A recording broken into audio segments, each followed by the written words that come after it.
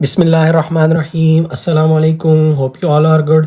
हम पढ़ रहे थे मैथ्स का चैप्टर ट्रिग्नोमेट्री एंड बेरिंग, और आज की वीडियो में हम पढ़ेंगे एक्सरसाइज 6.5 में एप्लीकेशंस ऑफ ट्रिग्नोमेट्री, और इससे रिलेटेड तमाम क्वेश्चंस हम इसको सॉल्व करेंगे।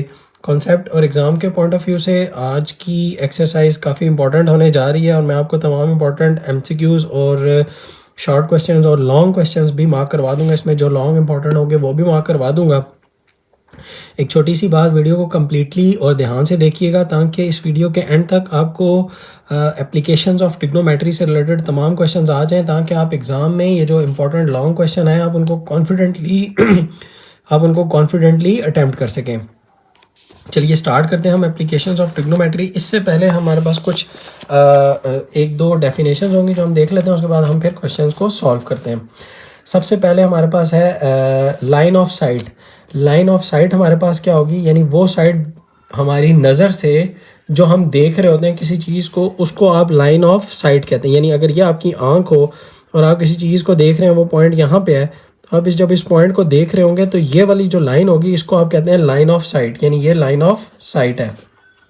अच्छा, दो चीज़ें बहुत इंपॉर्टेंट होंगी, एक को कहते हैं एंगल ऑफ एलिवेशन और एक को कहते हैं हम angle of depression. Angle of elevation क्या होगा हमारे पास, आप कंसिडर करें कि ये आपकी आंख का लेवल है, ये मैं सामने से इसलिए दिखा रहा हूँ। अच्छा, ये आपकी आंख है, फर्ज करें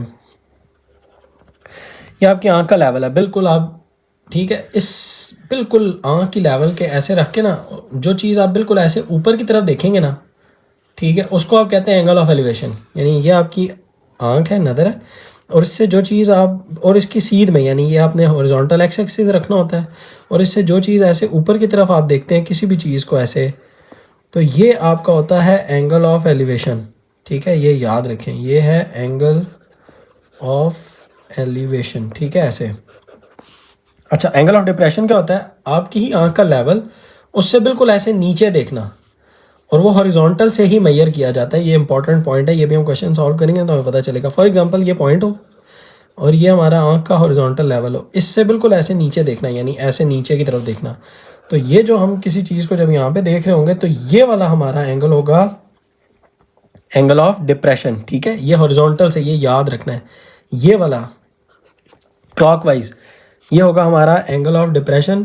ठीक है, ज़रूरी नहीं क्लॉकवाइज भी हो, आप अगर इस तरफ से देखते हैं, ऐसे देख रहे हैं, तो फिर ये ऐसे हो जाएगा, तो ये एंटी क्लॉकवाइज भी हो जाएगा, वो डिपेंड करता है।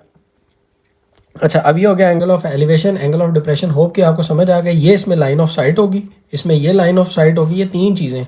अब हम ना एप्लीकेशन के ऊपर आ जाते हैं, और मैं आपको बताऊँगा कितनी इंपॉर्टेंट चीज़ है ये ट्रिग्नोमेट्री के, हम उससे क्या क्या चीज़ फाइंड कर देते हैं, वो मैं साथ साथ एनालिसिस करूँगा क्वेश्चंस के ऊपर। ठीक है, चलिए हम सॉल्व करते हैं। क्वेश्चन नंबर 1 कहते हैं from a point at a distance of 20 metre from a tree. आपको ये ट्री है, अब मैं ऑब्वियसली ट्री तो नहीं बनाऊँगा, तो मैं इसकी फ्री बॉडी डायग्राम बना दूँगा। ट्री यानी मैंने एक ले लिया, सिंपल ऐसे एक ट्री बना लिया। ठीक है, ये फर्ज करें ये ट्री है, और from a point at a distance of 20 metre from a tree, tree से 20 मीटर कोई दूर कोई पॉइंट। ऑब्वियसली अब अगर ये मेरे पास अर्थ का सरफेस का लेवल हो तो इससे 20 मीटर ही दूर यहाँ पे होगा ना। अब वो कोई पॉइंट है, मैं ये पॉइंट ले लेता हूँ रैंडम, तो इसका मतलब यहाँ से लेकर यहाँ तक जो डिस्टेंस हो गया वो हो गया मेरे पास 20 मीटर। ठीक है, उसने कहा जी उस पॉइंट से angle of elevation of the top of tree, यानी उस पॉइंट से जब वो एंगल ऑफ एलिवेशन ऊपर की तरफ देखता है तो वो बनता है 30 डिग्रीज यहाँ से, यानी उस पॉइंट से जो कि 20 मीटर दूर है दरख्त से, और वो एंगल ऑफ एलिवेशन देखता है और वो उसको एंगल ऑफ एलिवेशन नज़र आता है 30 डिग्रीज, यानी ये एंगल 30 डिग्रीज नज़र आता है। कहता है find the height of the tree. अब मुझे बताएं, क्या ये एप्लीकेशन नहीं है ट्रिग्नोमेट्री की, क्या बजाय इसके कि आप ट्री के टॉप पे जाते, वहाँ से एक मेजरमेंट टेप नीचे फेंकते और ट्री की हाइट मेजर करते, आपने क्या किया, एंगल निकाल लिया कि उसके टॉप पे कितना है, कितना बनता है, और एक फासला आपने ख़ुद से ही सेलेक्ट कर लिया। ख़ुद से ही आपने कहा जी मैं 20 मीटर दूर खड़ा हूँ और मेरे यहाँ से ट्री की जो टॉप है उस तक जो फासला है वो बन रहा है जनाब वाला 20 मीटर, और एंगल जो बन रहा है वो है 30 डिग्रीज, और मैं 20 मीटर दूर हूँ, तो मैं हाइट ऑफ ट्री फाइंड कर सकता हूँ। This is the application of trigonometry. समझ आ रही है? तो इम्पॉसिबल डिस्टेंसेस होते हैं मेजर करना, वो मेजर कर सकते हैं। अगेन चलें अब हम सॉल्व कर लेते हैं। एंगल के ऑपोजिट हमें हमेशा पता है कि हमारे पास ये परपेंडिकुलर होगा, 90 है, 90 के ऑपोजिट मेरा ये वाला हाइपोटेन्यूज हो जाएगा और ये वाली मेरी बेस होगी। अब सिंपल आप इसको नाम दे लें, आप कहें जी ए बी और सी, तो आप कह लें इन ट्रायंगल ए बी सी। ये थोड़े से नाम देते हैं, इसमें कोई ज़रूरत नहीं है बहुत ज़्यादा वो करने की, ये जो लॉन्ग आएगा उसमें मैं आपको बता दूंगा क्या करना है। कौन सी लेंगे जिसमें अननोन परपेंडिकुलर आता हो और नॉन बेस आता हो, कौन सी जी ट्रिग्नोमेट्रिक रेशियो है जिसमें परपेंडिकुलर और बेस आता हो, और वो है मेरे पास tan थीटा, यानी tan 30 degrees is equal to perpendicular यानी हाइट, और बेस है मेरे पास 20 मीटर्स, तो tan 30 इज़ 1/√3 और इक्वल टू होगा परपेंडिकुलर क्या है जी मेरे पास हाइट ओवर 20, तो हाइट को मैं इधर ही रख लेता हूँ और 20 डिवाइडेड बाय √3 करूँगा, 20 डिवाइडेड बाय √3, तो मेरे पास जनाब आंसर आ जाएगा 20 डिवाइडेड बाय √3, तो मेरे पास आंसर आ जाएगा 11.547 यानी 11.55 मीटर्स। देखें ये थी जनाब मेरे पास एप्लीकेशन ऑफ ट्रिग्नोमेट्री के, मैंने नीचे से ही खड़े खड़े ट्री की हाइट जो कि 11.55 मीटर्स थी वो मेजर कर ली। जस्ट एक पेपर पेंसिल लिया, रेशो लगाई और अप्लाई कर दिया, एक एंगल लिया, एक डिस्टेंस लिया। This is the application of trigonometry. Question number 2, थोड़ा सा इधर कर देता हूँ ताकि साथ साथ हम बना भी सकें और पढ़ भी लें। The length of a shadow of 10 metre high pole, shadow की जो लेंथ है और वो हाइट भी उसने एक पोल भी बता दिया हमें को। पोल बना लेते हैं ऐसे, ये मेरे पास फर्ज करें 10 मीटर हाई पोल है इसकी, यानी हाइट जो है वो 10 मीटर्स है, और जो उसकी लेंथ थी शेडो की, अब शेडो की लेंथ हमेशा ज़मीन पे ही पड़ती है, ये याद रखें, ठीक है। और ये यहाँ पे जो पड़ रही है इसकी जो लेंथ है ये है जी 10√3, 10√3 ये शेडो की लेंथ है। अब वो कहता है जी find the angle of elevation of the sun. अच्छा, अब ऑब्वियसली सूरज कहीं यहाँ होगा ना, ऐसे, ये देखें ऐसे सूरज होगा ना, थोड़ी सी मैं इसको इधर करता हूँ। अब सूरज जब यहाँ होगा तो सूरज का ये पोल का साया इधर से इसको ये इंटरप्ट करेगा, तो ऑब्वियसली इसका साया फिर ये पड़ेगा यहाँ पे। सूरज यहाँ होगा तो ऑटोमेटिकली मेरे पास ये एक डायग्राम इस तरह बन जाएगी, समझ आई। सूरज ऐसे देखें ना, अब ये मेरा पेन है, ये देखें इसका साया भी आपको नीचे देखें नज़र आ रहा है, तो जिधर भी लाइट पड़ रही होती है उसका साया इसी तरह ही जाता है। तो अब अगर ये सन है और सूरज का फिर साया इस तरह पड़ेगा तो ये मेरे पास शेडो हो गया पूरा, क्योंकि ये पोल हो गया मेरे पास। और इससे एंगल ऑफ एलिवेशन जो सा इसके कॉर्नर से वो एंगल ऑफ एलिवेशन जो सा है वो हमने ये एंगल फाइंड आउट करना है। अब देख लेते हैं थीटा के ऑपोजिट ये क्या है जी परपेंडिकुलर, ये हाइपोटेन्यूज था जिसकी रिक्वायरमेंट ही नहीं है, और ये बेस है। तो परपेंडिकुलर और बेस किस में आता है ऑब्वियसली, अब आप इसके नाम दे दें ए बी और सी और कह दें in triangle A B C tan theta, क्योंकि परपेंडिकुलर और बेस है मेरे पास दोनों नोन है, थीटा निकाल लें। tan theta is equal to perpendicular that is 10 over base is 10√3, 10 से कैंसिल, और मेरे पास आ जाएगा जी tan theta is equal to 1/√3 और थीटा इक्वल टू आ जाएगा tan इनवर्स ऑफ 1/√3 और जो क्या आएगा 30 डिग्रीज, ठीक है, यानी थीटा इक्वल टू 30 डिग्रीज आ जाएगा। Angle of elevation of sun 30 degrees मेरे पास आ जाएगा, क्योंकि मुझे पता है tan 30 के ऊपर ही 1/√3 होता है, इसलिए मैंने आपको याद होगा बताया था कि आपने ये वाली वैल्यूज़ लाजमी याद कर लेनी है। मैंने भी याद की हुई हैं, इसलिए मेरे लिए एग्ज़ाम में टाइम बच जाता है, और इसीलिए मैं अपने स्टूडेंट्स को भी उसी तरीके से गाइड करता हूँ कि आपने कहाँ कहाँ टाइम सेव करना है एग्ज़ाम के पॉइंट ऑफ व्यू से। चलिए अब फिर थोड़ा सा पेपर इधर करते हैं और पहले फ़िगर बना लेते हैं इसको पढ़ के, ताकि आप मेरे साथ साथ पढ़ के फ़िगर बनाएं।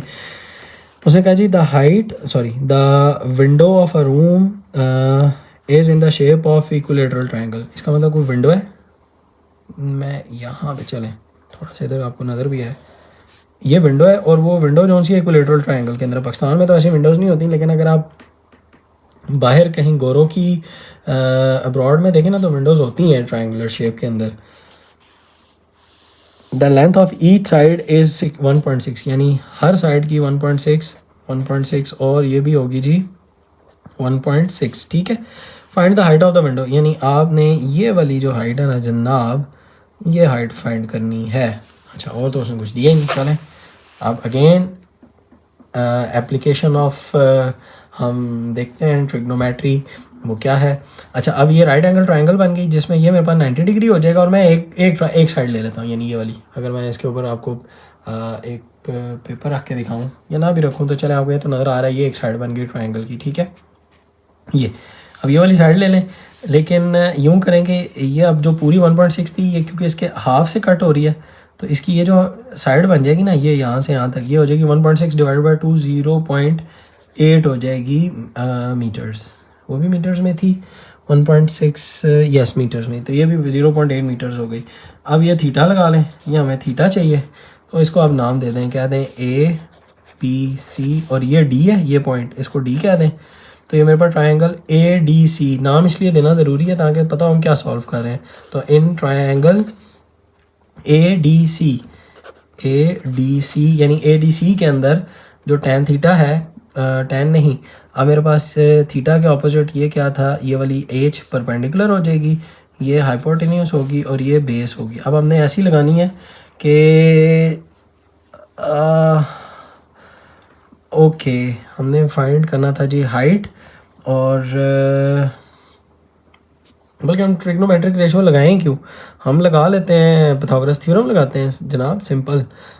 इन triangle A B D C को छोड़ें बाय पाइथागोरस थ्योरम, ये लिखना ज़रूरी है क्योंकि इसी के ऊपर पाइथागोरस थ्योरम लगेगा। PYTHAGOR बाय पाइथागोरस थ्योरम, ये हमने लिख दिया और ये हमने लगाया इस ADC के ऊपर जिसका हाइपोटेन्यूस होगा AC का square is equal to perpendicular square यानी CD प्लस बेस यानी AD, ठीक है। तो AC जो है वो है 1.6 का square is equal to CD मुझे फाइंड करना है, दैट इज़ H का स्क्वायर हो जाएगा, ये देखें ना इसको मैंने H कहा था, और प्लस AD जो होगा वो हो जाएगा मेरे पास 0.8 का स्क्वायर। तो बस 0.8 का मैं स्क्वायर देख लेता हूँ, वो हो जाएगा मेरे पास 0.64 और 1.6 का स्क्वायर होगा मेरे पास, 1.6 का स्क्वायर होगा मेरे पास 2.56 माइनस 0.64 करूँगा क्योंकि वो उधर जाके सब्ट्रैक्ट हो जाएगा, तो मेरे पास आंसर आ जाएगा 1.92, यानी H स्क्वायर आ जाएगा मेरे पास 1.92, और इसका जब मैं अंडर रूट ऑफ आंसर करूँगा तो मेरे पास आंसर आ जाएगा 1.38, यानी H इज़ इक्वल टू आ जाएगा 1.38 metres. Height of the window is 1.3856 भी कह लें, 1.39 भी कह सकते हैं, 1.385 कह लें, चले मीटर्स। ये हमारे पास आंसर आ चुका क्वेश्चन नंबर 3 का। अगेन ट्रायंगल बनाएं, ट्रायंगल बनाना सीखें और एप्लीकेशन ऑफ ट्रिग्नोमेट्री को एंजॉय करें। The height of a slide in a children park, एक स्लाइड है, आपने देखा होगा बच्चे जो से वो जब स्विंग्स ले रहे होते हैं तो एक स्लाइड होती है और उसकी जो हाइट है, यानी अब इसको भी यहाँ पर ज़रा ड्रा करते हैं, इसको ऐसे ही रख लेते हैं हम। तो आपको पता है स्लाइड जो है वो ऐसे होती है, अब वो थोड़ी सी कर होती है लेकिन हम चूँकि इसको ट्रिग्नोमेट्री करें तो बिल्कुल सीधी बना लेंगे ऐसे। और इसकी जो हाइट है ना, यानी ये जो हाइट है वो है मेरे पास जनाब 5 मीटर्स, ठीक है। A girl standing at the top of the slide observes the angle of depression. अब जो बच्ची यहाँ खड़ी है ना, वो यहाँ से जो एंगल ऑफ डिप्रेशन यहाँ पे ये एंगल ऑफ डिप्रेशन देख रही है वो है जी इसका 30 डिग्रीज, ठीक है। क्योंकि वो अपनी साइड से नीचे देखी, मैंने आपको बताया था कि एंगल ऑफ डिप्रेशन कहाँ आता है, तो वो ये इधर से ऐसे देखेगी। और फिर क्या कर रही है, इस 30 degree find the length of the slide.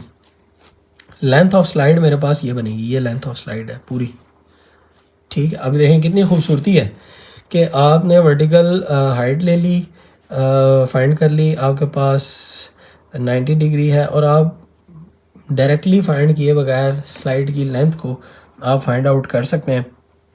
और मैं अब इसी को नाम दे दूंगा A, B और C, और ये याद रखें कि अगर ये एंगल 30 डिग्री हो तो ये एंगल भी 30 डिग्रीज ही होते हैं, ठीक है। इनको अल्टरनेट एंगल्स कहते हैं, ठीक है। अब हम देखते हैं जनाब क्वेश्चन नंबर 4 कैसे सॉल्व होगा। ये 30 ये 30 आ गया, 5 है। अब 90 का अपोजिट हाइपोटेन्यूज, यानी मुझे हाइपोटेन्यूज चाहिए, बेस से मुझे कोई लेना देना नहीं क्योंकि वो रिक्वायरमेंट भी नहीं है। अब ये आ गया परपेंडिकुलर। अब ऐसी ट्रिग्नोमेट्रिक रेशियो लगाऊंगा जिसमें परपेंडिकुलर और हाइपोटेन्यूज आता हो। ये देखें परपेंडिकुलर और हाइपोटेन्यूज यानी मेरे पास आता हो, और वो कौन सी होती है, साइन थीटा। तो अब लिख लें in triangle A B C sine theta यानी sine 30 degree is equal to perpendicular यानी हाइट, इसको आप एच कह लें, हाइट ओवर हाइपोटेन्यूज, ठीक है, एच वाई पी। और ये आ जाएगा जी नेक्स्ट में sine 30 degrees is equal to height is 5। Hypotenuse हमने फाइंड करनी है, that is length of slide. आप इसको एल कह लें और इसको आप एल कह लें, एल उधर ले जाएं, साइन 30 के साथ डिवाइड कर दें तो मेरे पास एल इज़ इक्वल टू आ जाएगा जी 5 डिवाइड बाय साइन 30 इज़ 1/2, 2 जाकर मल्टीप्लाई हो जाएगा जी ऊपर, तो ये मेरे पास लेंथ आ जाएगी जी 10 मीटर्स। ये मेरे पास आ जाएगी लेंथ ऑफ स्लाइड। यानी मैं अब ये थोड़ा सा इसको यहाँ पर लिख लेता हूँ, सिर्फ नीचे एक बॉक्स में लिखने के लिए।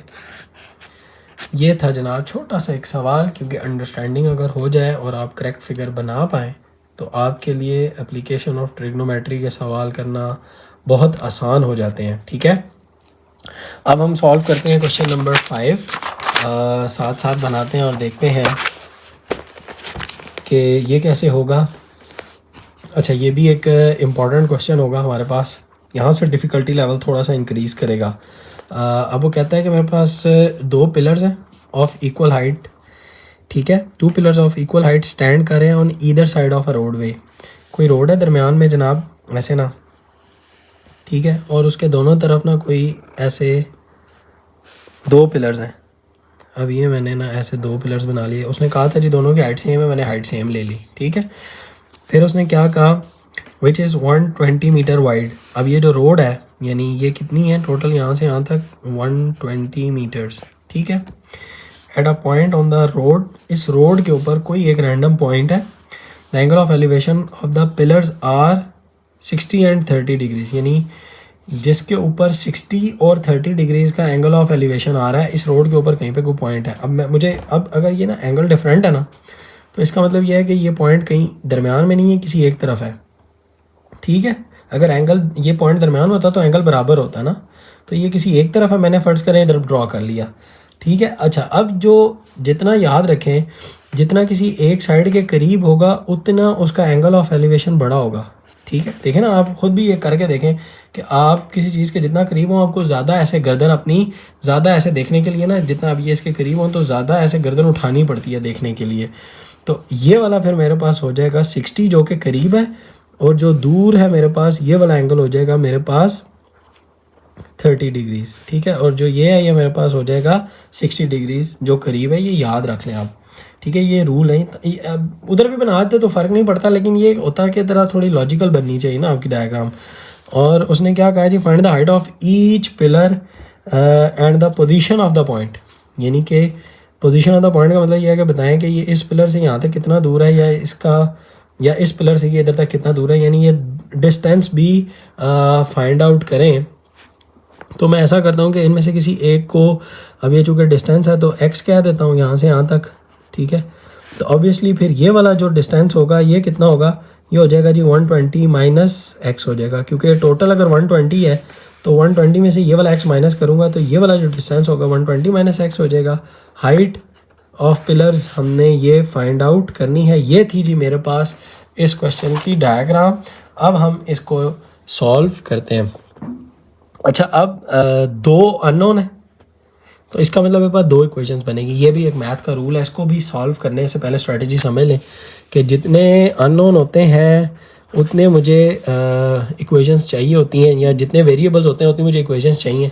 अब 2 अननोन है, एच और एक्स 2 अननोन है, तो मुझे 2 इक्वेशंस बनानी पड़ेंगी ताकि मैं उन 2 को फिर सॉल्व करके एच और एक्स निकाल सकूं, तो और फिर हमारा क्वेश्चन कंप्लीट हो। चलें हम इसको ना ट्रायंगल को नाम दे लेते हैं। ये पॉइंट है मेरे पास ए, ये पॉइंट को मैं कह देता हूँ ये बी है, सी है, डी है और ये ई है। तो मेरे पास यानी एक ट्रायंगल बन गई ABE और एक ट्रायंगल बन गई BCD, ठीक है। तो मैं क्या करता हूँ, सोल्यूशन और लिखता हूँ इन, पहले इस ट्रायंगल को ज़रा सॉल्व करता हूँ। इन ट्रायंगल BCD अब समझ में आया मैं क्या कर रहा हूँ, यानी इस ये जो नज़र आ रही है ट्रायंगल, इसको लिया मैंने BCD। इस ट्रायंगल के अंदर मेरे पास दोनों ही अननोन है, और यानी ये एंगल है तो ये मेरे पास हो जाएगा जी परपेंडिकुलर, ये 90 के ऑपोजिट ये वाला होगा हाइपोटेन्यूज, और ये वाली एक्स इज बेस, ठीक है, ये मेरे पास बेस है। तो मैंने ऐसा लेना है जिसमें परपेंडिकुलर और बेस आता हो, तो वो ऑब्वियसली होगा जी tan थीटा, यानी tan 60 डिग्री इक्वल टू हो जाएगा थ्रू प्रॉपर ब्रशिंग यानी परपेंडिकुलर ओवर बेस यानी x, ठीक है। ये मैंने इस पे लगा दिया। अब tan 60 जो है वो मेरे पास होता था √3 is equal to h over x, ठीक है। ये मेरे पास अब एक इक्वेशन आ गई इस ट्रायंगल से। अब मैं ना दूसरी, ये जो ट्रायंगल है ना A B और E या BAE, इसको उसके ऊपर मैं अब ट्रिग्नोमेट्रिक रेशो लगा के तो फाइंड आउट करता हूँ कि ये मुझे क्या देता है। और मैं दरमियान में ना ज़रा नीचे बल्कि कर लेता हूँ, इधर भी कर सकते हैं हम। तो ये मेरे पास हो जाएगा जी इन ट्रायंगल BAE, ये जो ट्रायंगल है इस पे भी मेरे पास थीटा के ऑपोजिट ये वाला हो जाएगा परपेंडिकुलर, ये वाला हो जाएगी जी 120 - x, यानी AB जो है ये बेस हो जाएगी 90, ये है, तो ये मेरे पास हाइपोटेन्यूज होगी जिससे हमारा कोई अभी ताल्लुक नहीं है हमें। तो हमें tan लेना है जिसमें परपेंडिकुलर और बेस आता हो, तो tan 30 degrees is equal to होगा जी परपेंडिकुलर यानी h, और जो बेस होगा ऑब्वियसली यहाँ पे मेरे पास होगा 120 - x, ये याद रखें, ठीक है, 120 - x। तो अब आप क्या करें, tan 30 की मेरे पास वैल्यू थी 1/√3 इज इक्वल टू है h ओवर 120 - x। अब आप ये दो इक्वेशंस आप देखें मेरे पास आ गई हैं, एक ये इक्वेशन है और एक ही इक्वेशन है। तो अब आप इन दोनों में से किसी एक की वैल्यू उठाएं और दूसरे में पुट कर दें। यहाँ से आप यूँ करें कि h की वैल्यू इस इक्वेशन के अंदर ना पुट कर दें। तो मेरे पास जो है वो h की वैल्यू क्या आएगी, h is equal to √3 times of x, ठीक है, ये मेरे पास आ गई, इसको कह दें इक्वेशन 1। ये इक्वेशन आ गई इक्वेशन 2। अब आप क्या लिखें, put h is equal to √3 times of x in equation 2। Equation 2 में पुट करें आप, तो ये आ जाएगी जी 1/√3 इज इक्वल टू, इस h की जगह क्या आ जाएगा जी √3x ओवर 120 - x। इसको क्रॉस मल्टीप्लाई कर लें, यानी ये पूरी इधर ले आएँ और ये पूरा इधर ले जाएँ, तो ये हो जाएगा मेरे पास 120 - x is equal to √3 multiply होगा √3 टाइम्स ऑफ x, ठीक है, ये देखें यही था ना, और ये √3 भी मल्टीप्लाई हो गया। √3 जो हो जाए वो मेरे पास हो जाएगा जी 3x, और ये हो जाएगा जी 120 - x, ये वहाँ ले जाएँ, 120 is equal to 3x plus x is 4x, तो x इज़ इक्वल टू हो जाएगा 120 डिवाइडेड बाय 4, और ये मेरे पास x इक्वल टू आ जाएगा जी 30, और लेंथ आएगी जी मीटर्स के अंदर। क्यों मीटर्स में आएगी, 120 मीटर थी, हमने मीटर्स के अंदर ही इसको रख के सॉल्व करना है, मेरे पास पोजीशन आ गई, ठीक है, 30 मीटर्स। अच्छा, अब अगर ये 30 मीटर्स है, मैं ट्रायंगल दोबारा से ना रीड्रॉ कर लूँगा, तो इसका मतलब ये 30 है, तो 120 - 30 कितना आ जाएगा जी 90 मीटर्स, यानी इसकी पोजीशन मुझे मिल गई कि ये वाली यहाँ से 90 मीटर्स और यहाँ से यहाँ 30 मीटर्स, यानी 90 + 30 इज़ 120 मीटर्स। अब हाइट फाइंड करनी है, तो x की ये जो वैल्यू है इसको उठाएं और यहाँ पे पुट कर दें, तो you will get the height of the pillars. अब कह दें पुट x इन इक्वेशन 1, तो मेरे पास h इज़ इक्वल टू आ जाएगी √3 टाइम्स ऑफ 30, यानी x 30 आया था, तो मेरे पास आ जाएगा √3 मल्टीप्लाई बाय 30, मल्टीप्लाई बाय 30, ये पीछे से हम कर देते हैं ख़त्म। तो मेरे पास इसका आंसर आ जाएगा 51.96, तो आप इसको 52 मीटर्स भी कह सकते हैं, ठीक है।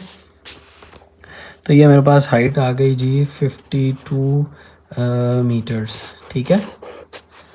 ये मेरे पास हाइट आ गई, पोजीशन मेरे पास मुझे पता चल गई। आपके पास अगर आप इसको रीड्रॉ कर लें, सो द रीड्रॉन डायग्राम अगर मैं आपको यहीं पर ही बना के दिखा दूं तो मेरे पास ये जो है ऐसे अगर बनेगी तो ये एक तरफ से ये वाली जो है मेरे पास आ जाएगी जी 30, और यहाँ से ये जो है ये मेरे पास आ जाएगी जी 90, ये और ये ऐसे नज़र आ रही है।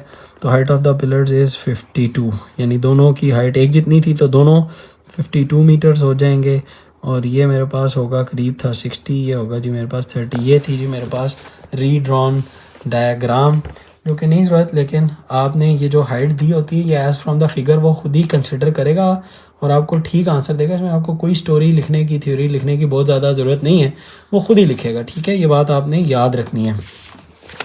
अब हम मूव करते हैं क्वेश्चन नंबर 6 की जानिब, और क्वेश्चन नंबर जो 6 है उसकी फ़िगर देखते हैं वो क्या होगी। ये भी एक अच्छा सवाल है, एग्ज़ाम में आने वाला सवाल है, शॉर्ट क्वेश्चन और इम्पॉर्टेंट है। देखिए इसको कैसे सॉल्व करना है। उन्होंने कहा जी from the top of a tower of height 120 metres.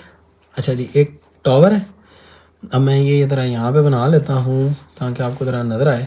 और क्वेश्चन 6 था from the height of the tower, जो कि है जी 120 मीटर्स। ठीक है, angle of depression of two boats on the same side, यानी अब ऑब्वियसली बोट्स जो है ना, अब ये समुंदर के अंदर है, ये वॉच टावर है। अब ये इसका जो वाटर लेवल है वो ये है, इसमें कई बोट्स यहाँ पे सेम साइड पे पड़ी हुई है। उसने कहा है आपको on the same side of the tower at water level at 60 and 45, यानी जो वॉच टावर से आप जब नीचे देखते हैं ना दो बोट्स को, तो ऑब्वियसली पहले जब आप देखेंगे तो आपका जो एंगल आएगा वो ऐसे वो 45 आएगा, ये 45 डिग्री होगा, तो उस पर आपको बोट यहाँ नजर आएगी एक। फिर जब आप ऊपर से और एंगल बढ़ाएंगे नीचे की तरफ, तो ये 45 था, तो दूसरा एंगल 60 था, तो ऑब्वियसली दूसरा एंगल फिर ऐसे 60 फिर आपको यहाँ नजर आएगा। तो ये वाला एंगल जो है वो 60 होगा। और अगेन जो एंगल जितना बड़ा होता है उतना वो नज़दीक होता है, जो एंगल छोटा होता है उतना वो दूर होता है। ये अब आपकी दो बोर्ड्स की पोजीशन आ गई है, जिसको मैंने थोड़ा सा बोल्ड किया है। इनको अब मैं आपस में मिला लेता हूँ। अब पढ़ते हैं जी क्या है, find the distance between the boards.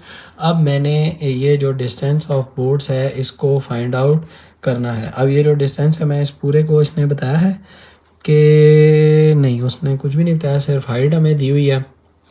और अब हमने इस सारे को सॉल्व करना है। अब ये याद रखें, अगर ये वाला 45 था एंगल ऑफ डिप्रेशन, तो ये वाला भी 45 ही होगा, और ये वाला मेरे पास इसी तरह 60 डिग्री होगा।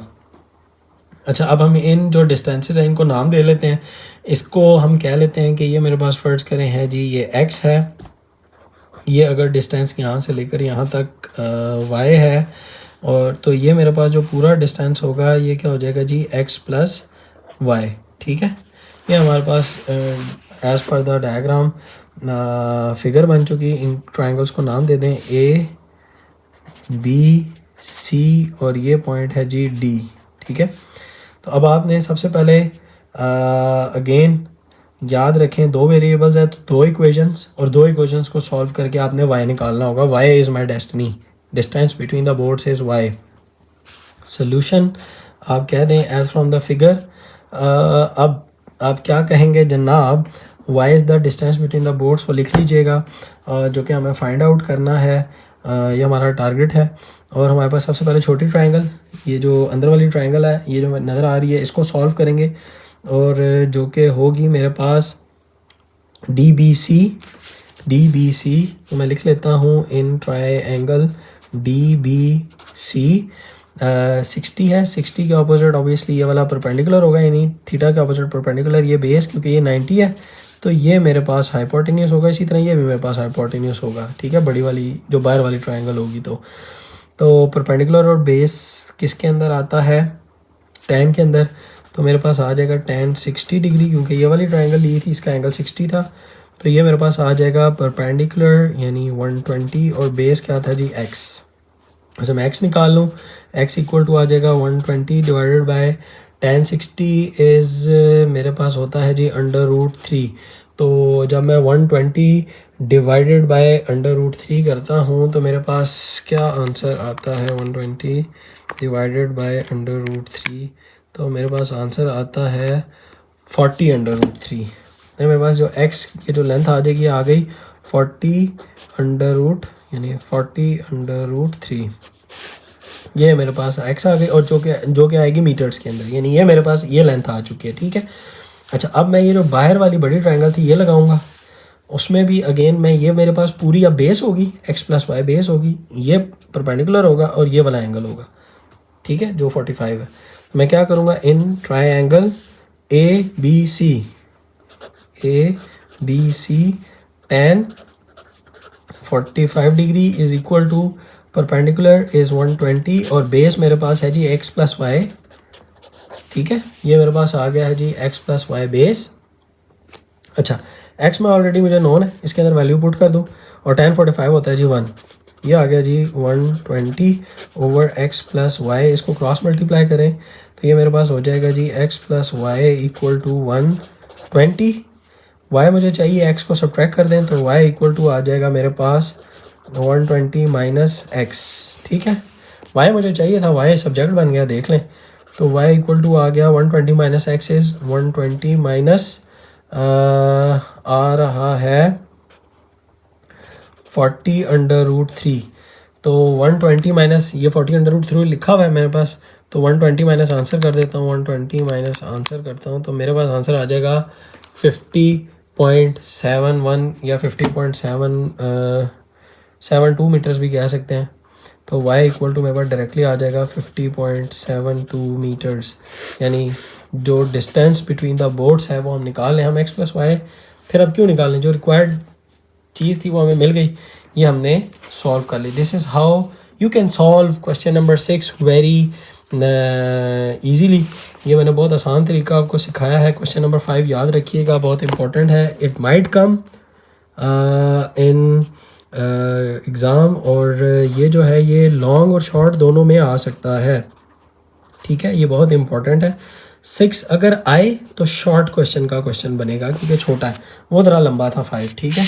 अब मेरे पास है जी क्वेश्चन नंबर 7, जो कि अगेन थोड़ा इजी क्वेश्चन है, और इसको भी देख लेते हैं कि ये क्या है। चलो नेक्स्ट पेज के ऊपर ये फिगर बनाते हैं और सॉल्व करते हैं। अच्छा, उसने कहा जी, थोड़ा सा हम ज़रा देखते हैं कि क्वेश्चन भी आपको भी नज़र आए, ताकि साथ साथ हम देखें। 2 men on the opposite side of tree, एक ट्री मैंने बना लिया है ऐसे, ये ट्री है, ठीक है, are in line with it, they observe that the angle of elevation of the top of tree are 30 and 60। तो इसका मतलब दो मुख्तलिफ डिस्टेंस के ऊपर होंगे, लेकिन दोनों अपोजिट साइड के ऊपर हैं और इन लाइन है, यानी ऐसे इन लाइन है, ठीक है। अब मैंने आपको बताया था अगेन, जो दूर होता है वो आपका 30 डिग्री होगा, और जो 60 होगा ज़रा नज़दीक होगा, क्योंकि उसको ज़्यादा ऊपर देखना पड़ेगा ऐसे, तो ये एंगल हो जाएगा जी 60 डिग्री। ये मैंने एंगल ऑफ एलिवेशन ड्रॉ कर लिए इनके। द हाइट ऑफ ट्री उसने आपको बता दी जी 15 metres high. Find the distance between 2 men, एक मैन ये था और एक आदमी ये था, तो यानी इन दोनों का दरमियानी फासला फाइंड करना है। इसको मैं कह देता हूँ x, ये y, यानी यहाँ से यहाँ तक y, और यहाँ से यहाँ तक है x। तो मुझे जो रिक्वायर्ड है 2 men के दरमियान जो फासला वो है x + y। तो सोल्यूशन x + y मेरी डेस्टिनी है, जहाँ तक मुझे पहुँचना है, और ट्रायंगल ये भी 90 है, इसी तरह ये भी 90 है, तो 90 के अपोजिट ये हाइपोटेन्यूज, इस ट्रायंगल का ये हाइपोटेन्यूज, 90 के अपोजिट ये वाली हो जाएगी जी परपेंडिकुलर, इसके भी अपोजिट यही परपेंडिकुलर होगी, और इस ट्रायंगल की ये बेस, इसकी ये बेस। अब मैं नाम दे देता हूँ A, B, C और ये D।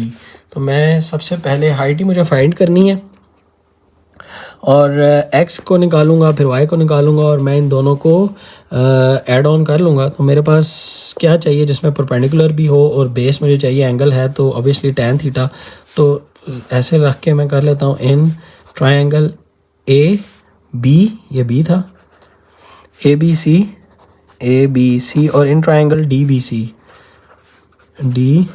C, यानी D B और C, ये वाली ट्रायंगल, एक ये ट्रायंगल इस साइड पे लिख दी, और ये वाली ट्रायंगल जो है ये साइड पे लिख दी। इसके ऊपर भी लगेगा जी tan 30, और इसके ऊपर लगेगा जी tan 60 डिग्रीज। परपेंडिकुलर अगेन 15, और बेस आएगी x, इसका परपेंडिकुलर भी 15 और बेस आएगी जी y, ठीक है। दोनों से निकाल लें, यानी x इज़ इक्वल टू हो जाएगा जी 15 और tan 30 होता है 1/√3। इसका भी हो जाएगा y इक्वल टू 15 और tan 60 होता है जी √3। तो यहाँ से आपको x मिल जाएगा और यहाँ से आपको y मिल जाएगा। इन दोनों वैल्यूज़ को ऐड ऑन कर लें। डिस्टेंस बिटवीन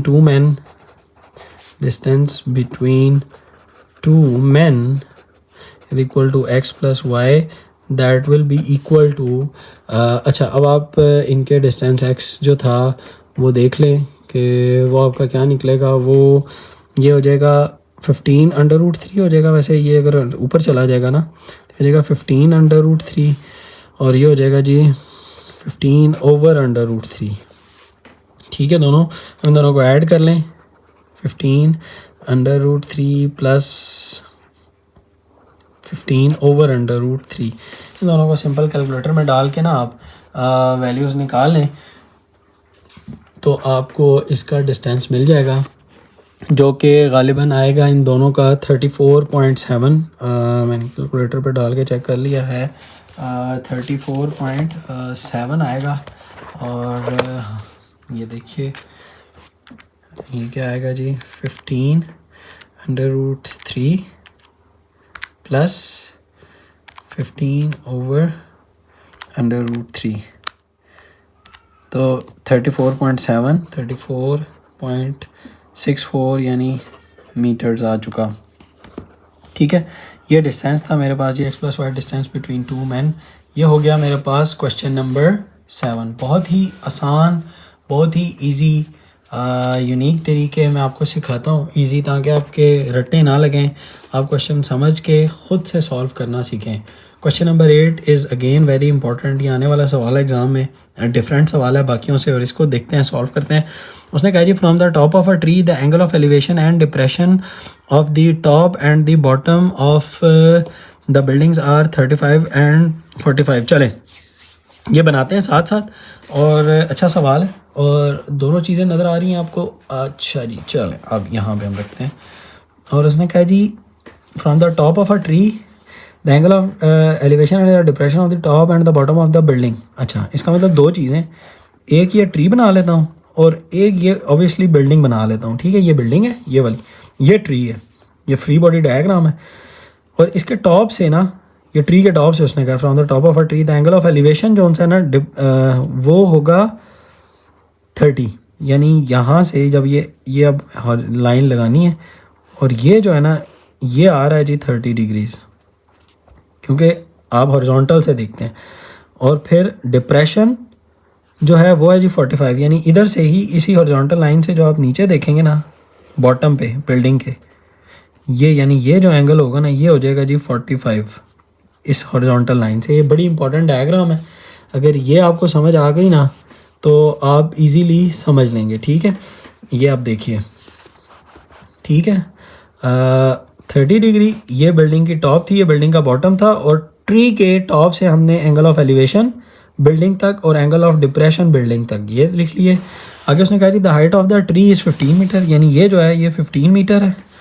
और उसने कहा जी find the distance between, sorry मैं ऊपर वाला हाइट पढ़ने लग गया। If the height of the tree is 12 metre find the height of the building and the distance between tree and the building, यानी हाइट ऑफ द बिल्डिंग निकालें जी, ये पूरी हाइट निकालें, यानी यहाँ से लेकर यहाँ तक, और ये डिस्टेंस भी निकालें, ये वाला, ये जो डिस्टेंस है उसने कहा जी ये भी निकालें। इसको मैं साथ ही x भी कह देता हूँ, और जो इसने मुझे हाइट ऑफ ट्री दी थी वो 12 थी, तो हम इसको 12 मीटर लिख लेते हैं जी अपने पास, ये 5 नहीं है।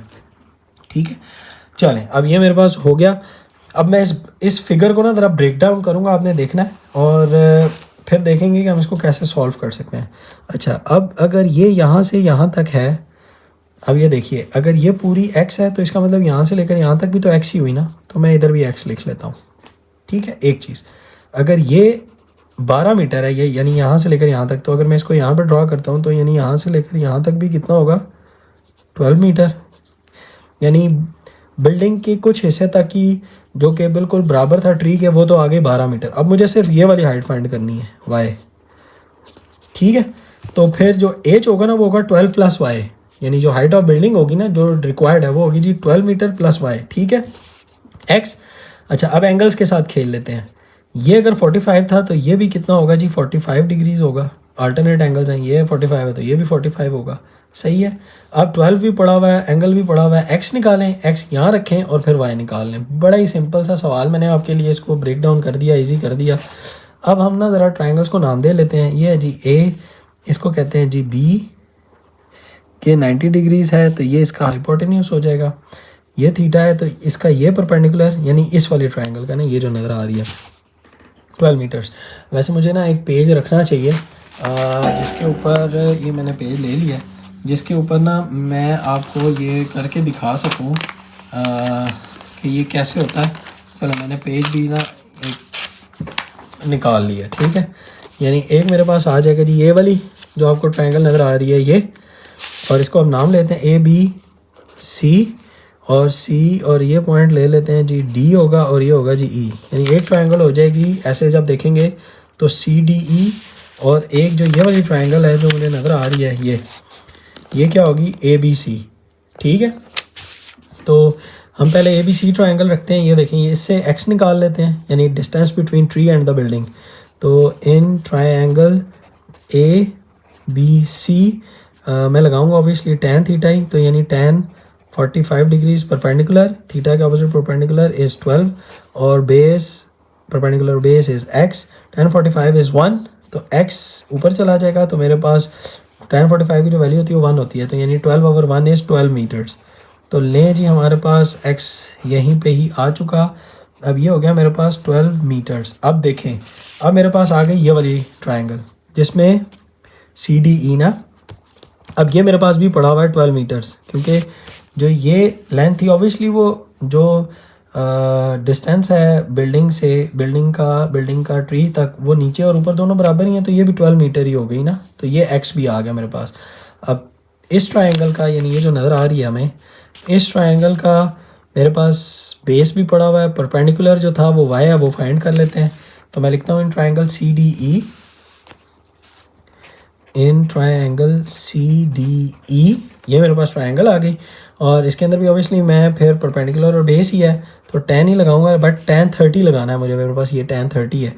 tan 30 degrees is equal to perpendicular, that is y, सिर्फ ये इतना सा y ओवर x इज़ 12, और tan 30 मेरे पास होता है 1/√3, यानी जो मेरे पास y आएगा वो आएगा 12 इंटू 1/√3। ठीक है, इसको आप मल्टीप्लाई करें, डिवाइड कर लें तो आपको y डायरेक्ट मिल जाएगा। 12 डिवाइडेड बाय √3, तो मेरे पास आ जाएगा 4/√3। ठीक है, ये कितना आ जाएगा जी 4/√3। ये मेरी डेस्टिनी नहीं थी, मुझे अभी सिर्फ ये y मिला है। ऑलरेडी मुझे ये बिल्डिंग की हाइट कुछ जो यहाँ से मैंने इस डायग्राम से इधर पोर्ट्रे की थी, ये 12 थी, यानी 12 प्लस y यानी 4 plus √3 is the height of my building जो मुझे फाइंड करनी है। So height of building is h, that is equal to 12 plus y, तो मेरे पास हाइट ऑफ बिल्डिंग क्या आ जाएगी 12 प्लस 4/√3, तो 4/√3 इसमें मैं जब ऐड करूँगा प्लस 12 को तो मेरे पास आ जाएगा 12 प्लस 4/√3 यानी 18.92, और मैं इसको राउंड ऑफ करके 19 मीटर्स भी कह सकता हूँ कि मेरे पास जो ये आ जाएगी जो डिस्टेंस है वो मेरे पास आ जाएगा 18.93। चलें हम इसको 19 भी कह सकते हैं क्योंकि थोड़ा सा दूर है, यानी ज़्यादा करीब नहीं है, तो 18.928 को चलें 93 कर देते हैं, तो ये मेरे पास आ जाएगी जी height of the building as.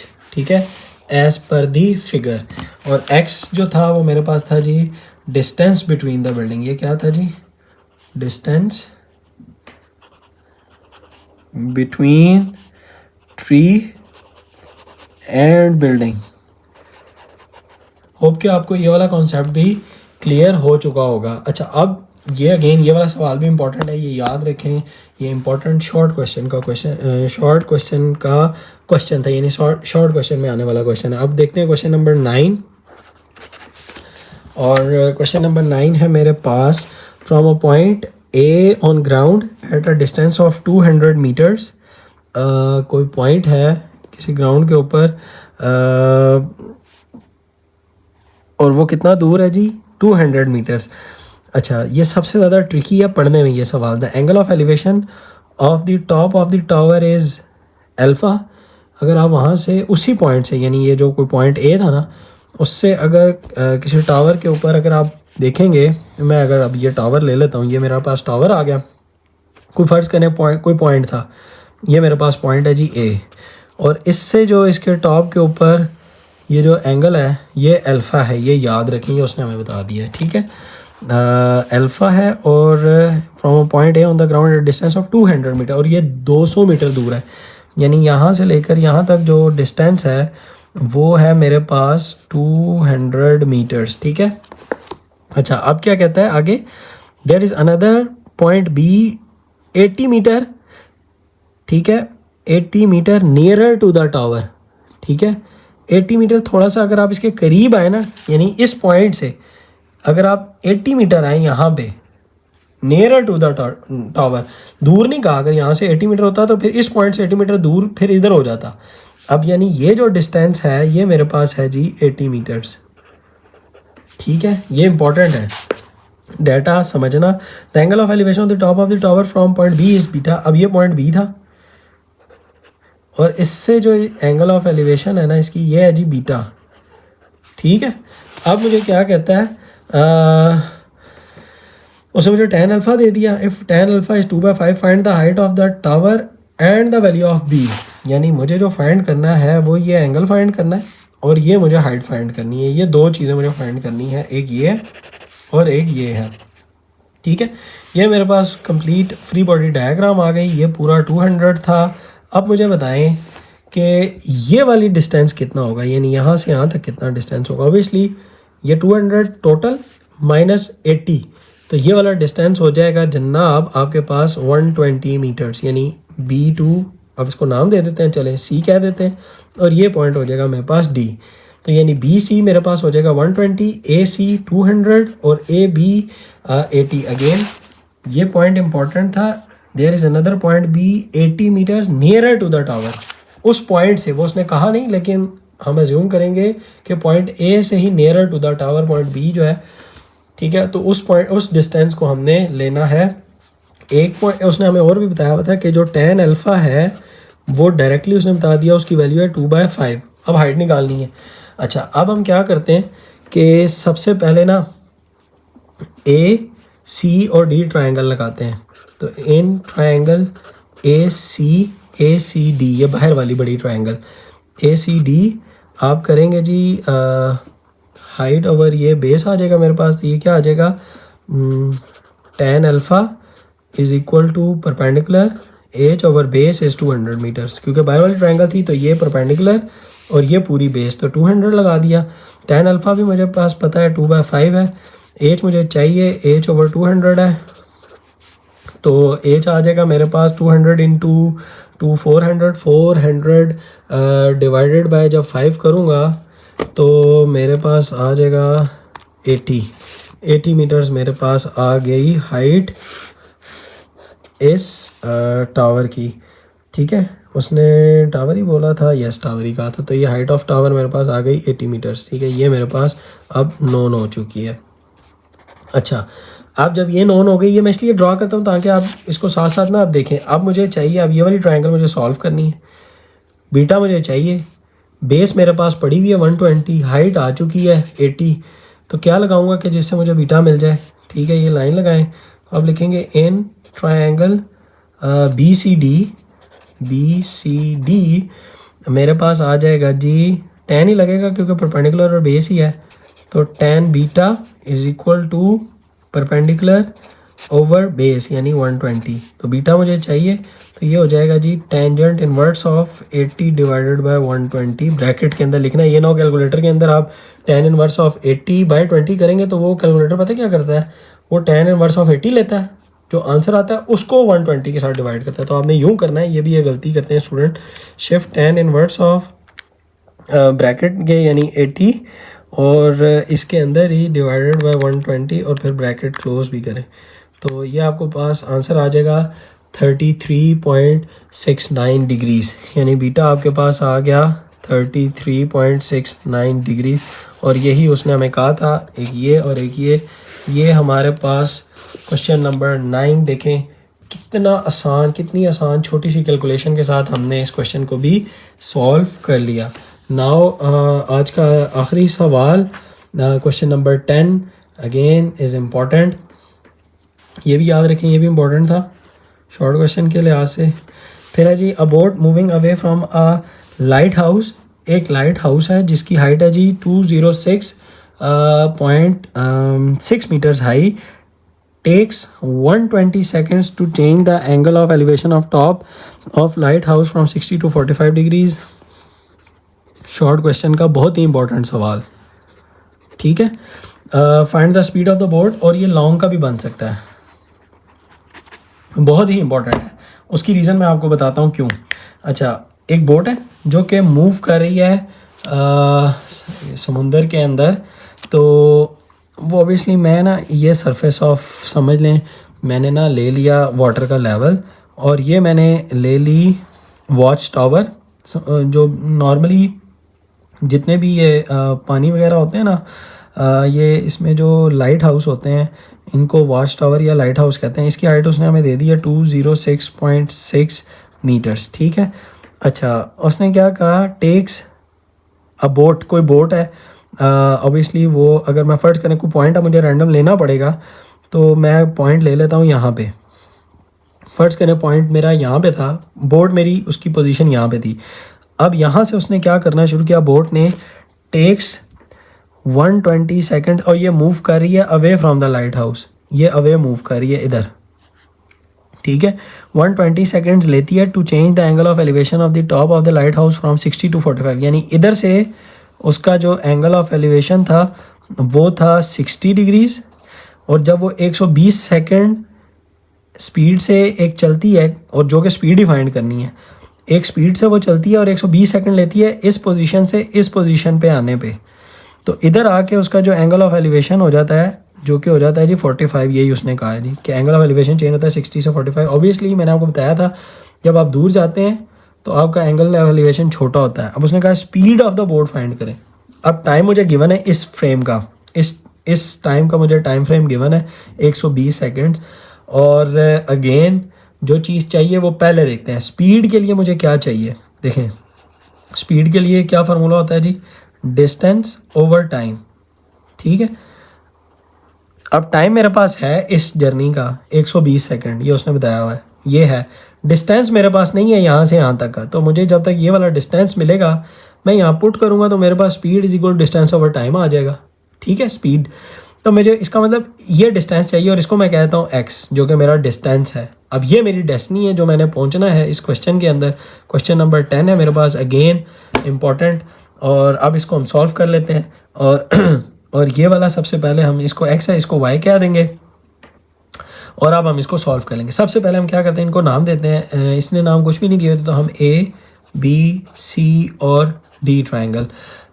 मुझे करना तो ये चाहिए था कि मुझे इसको इधर ही रख के सॉल्व करना चाहिए था ताकि ये यहीं पर ही नज़र आ जाता। मैं इसको चलें इधर ही कहीं एडजस्ट करने की कोशिश करूँगा ताकि आपको ये क्लियर हो जाए। मैं ट्रायंगल लेता हूँ इन ट्रायंगल, ये वाली छोटी, ताकि मैं सबसे पहले ना y निकाल लूँ, यानी ये वाली ट्रायंगल मैं रख के ना सॉल्व कर दूँ। इसको मैं बुक को हटा देता हूँ, इसको मैं थोड़ा सा ऊपर कर देता हूँ। मैं ये वाली ट्रायंगल सॉल्व करता हूँ BCD ट्रायंगल, ठीक है, जिसमें मेरे पास 60 है। एंगल के ऑपोजिट ये वाला ऑब्वियसली परपेंडिकुलर होगा, और ये क्या है जी मेरे पास बेस, जो मैं बेस निकाल लेता हूँ, ठीक है। अब मैं पहले y निकाल लेता हूँ, तो मेरे पास क्या आ जाएगा, इन ट्रायंगल BCD मेरे पास आ जाएगा tan 60 degrees is equal to perpendicular, यानी 206.6 डिवाइडेड बाय y। तो मैं यहाँ से ना y इधर ले जाके tan 60 की जो वैल्यू है वो मेरे पास क्या होती है, ये देख लें, √3 होती है, ठीक है। इसको मैं डिवाइड करता हूँ 206.6 के साथ, क्योंकि tan 60 नीचे आके डिवाइड होगा ना, तो यानी 206.6 divided bye √3, 206.6 divided bye answer करूँगा √3, तो मेरे पास आ जाएगा 119.28, यानी मेरे पास यहाँ से y आ जाएगा 119.28 मीटर्स, ठीक है। अब ये मेरे पास आ गया 119.28। अब मैं यहाँ लिख लेता हूँ कि मेरे पास ये बी सी जो डिस्टेंस है ये आ चुका है वाई की शक्ल में, यानी 119.28 मीटर्स। ठीक है, अब ये आ गया। अब मुझे ये वाला जो बाहर वाली ट्रायंगल है ना, बाहर वाली, ये लगाता हूँ और उसमें जो बेस होगा वो मेरे पास x प्लस वाई होगा, क्योंकि x मेरा ए बी था। ठीक है, ए बी लगा के जब x प्लस वाई करूँगा उस y के अंदर वहीं पे वैल्यू पुट कर दूंगा। ये मेरी स्ट्रेटजी है। ठीक है, ये ऑलरेडी हमने क्वेश्चन किया भी था पीछे, क्वेश्चन नंबर 5 की तरह का ये सवाल है। ठीक है, देख लीजिए जहाँ पे हमने क्वेश्चन नंबर 5, यस मेरे पास है ये, जहाँ पे हमने वैल्यू सब्स्टिट्यूट कर दी थी उधर ही। ठीक है, बल्कि क्वेश्चन नंबर 6 में हमने पुट किया था, उधर ही वाई की वैल्यू उधर ही पुट कर ली थी हमने। ठीक है, अच्छा अब हम क्या करते हैं इन ट्रायंगल, अब मैं इधर ही करता हूँ ताकि मुझे फिर नेक्स्ट पेज के ऊपर फिगर इधर होगी तो मुश्किल होगी समझाने में। तो इन ट्रायंगल ए सी डी, यानी बाहर वाली ट्रायंगल ले रहा हूँ, in triangle A C D मैं लगाऊंगा जी tan 45 डिग्रीज, क्योंकि ये 45 है, is equal to perpendicular 206 divided by base, यानी x प्लस वाई होगा इस ट्रायंगल के लिए। तो x प्लस वाई इधर ही वैल्यू लिखता हूँ, tan 45 इज़ 1 और x प्लस वाई की जगह कर देता हूँ 206.6 और x तो स्टेज बट y की वैल्यू कर दूंगा 119.28। ठीक है, और अब यानी इसको मैंने पूरे को मल्टीप्लाई करना है, क्रॉस मल्टीप्लाई tan 45 के साथ। तो मैं यूँ करता हूँ कि एक पेज लेके इसी के नीचे ना आपको यहाँ पे ही सॉल्व करके दिखा देता हूँ और फिर हमें समझ आ जाएगा कि हमने इसको कैसे सॉल्व करना है। ठीक है, अच्छा अब नेक्स्ट पेज पे नहीं जाता मैं, और इधर ही हम ना ज़रा सॉल्व कर लेते हैं, एडजस्ट कर लें आप भी, मैं इसको थोड़ा सा इधर कर लेता हूँ। ठीक है, चलें। अच्छा अभी क्या हो जाएगा, tan 45 is 1 is equal to 206.6 divided by x plus 119.28। इसको क्रॉस मल्टीप्लाई कर लें तो 1 के साथ मल्टीप्लाई होगा, यही टर्म ही रह जाएगी। ये हो जाएगा x plus 119.28 is equal to 206.6। ठीक है, और ये उधर जाके सब्ट्रैक्ट हो जाएगा तो मेरे पास x आ जाएगा इज इक्वल टू 206.6 माइनस 119.28। तो इसको मैं जब करूँगा 206.6 माइनस आंसर ये ऑलरेडी लिखा हुआ है, तो मैं कर लेता हूँ 206.6 माइनस आंसर, तो मेरे पास आंसर आ जाएगा 87. x आ गया, ये देखिए 87.32 मीटर्स। ये मेरे पास आ गया है जी, मेरे पास स्पीड सॉरी डिस्टेंस आ गया है ये वाला 87.32। अब मुझे स्पीड चाहिए थी, speed is equal to distance over time. मेरे पास डिस्टेंस आ चुका है, टाइम के साथ मैं डिवाइड करता हूँ इसको, ये देखेंगे आपको नज़र आ रहा है जो मैंने लिखा है यहाँ पे। ठीक है, अब मैं इसको नेक्स्ट पेज के ऊपर सॉल्व कर लेता हूँ। जो मेरे पास डिस्टेंस था नाउ मैं लिख लेता हूँ जी, मेरे पास जो डिस्टेंस था वो था x और जो स्पीड है वो होगी मेरे पास डिस्टेंस ओवर टाइम, और ये था 87.32 मीटर्स। और जो मेरे पास स्पीड आ जाएगी मीटर्स पर सेकंड के अंदर वो आ जाएगी 87.32 डिवाइडेड बाय 120 सेकंड्स।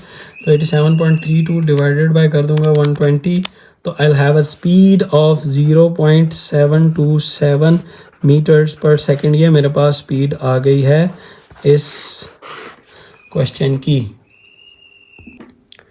होप कि आपको ये लास्ट क्वेश्चन भी समझ आ चुका होगा। बहुत ही इम्पोर्टेंट क्वेश्चन था हमारे पास, और इसको 0.727 0.73 भी कर सकते हैं। नेक्स्ट वीडियो हमारी जो होगी इंशाल्लाह बेयरिंग की होगी। बेयरिंग भी एक एंगल को ही देखने का अंदाज़ है। यहाँ पे हमारी ऑफिशियली ट्रिग्नोमेट्री ख़त्म हुई। कोई बात समझ नहीं आई, कोई कॉन्सेप्ट समझ नहीं आया तो कमेंट कर दीजिए, मैं आंसर कर दूंगा। वीडियो को लाइक कर दें, अपने दोस्तों के साथ शेयर कर दें, और मज़ीद कॉन्सेप्ट्स के लिए चैनल को भी सब्सक्राइब कर दें। मिलते हैं नेक्स्ट वीडियो में बेयरिंग के साथ। अल्लाह हाफिज़।